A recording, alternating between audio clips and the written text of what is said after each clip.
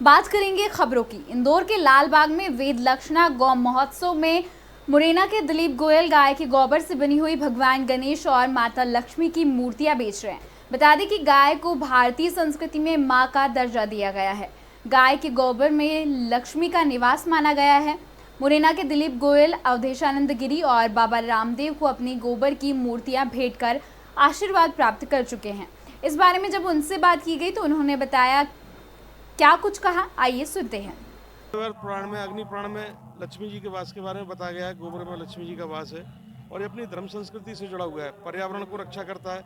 नदियों में इसको विसर्जित करेंगे तो जल को प्रदूषित नहीं करेगा, जल को शुद्ध करेगा, तटों पर जाकर के खाद का काम करेगा और अपनी धर्म संस्कृति से जुड़ा हुआ कार्य है इससे अपन गौ माता की सेवा और गौ माता की रक्षा भी कर सकते हैं।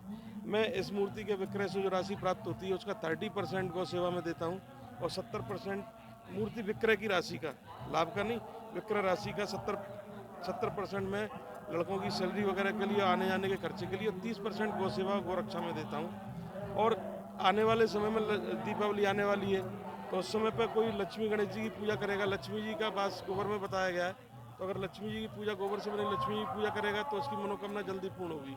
और गोबर में गणेश जी का तो सर्वविदित है ही है, गोबर के गणेश जी की पूजा के बारे में तो।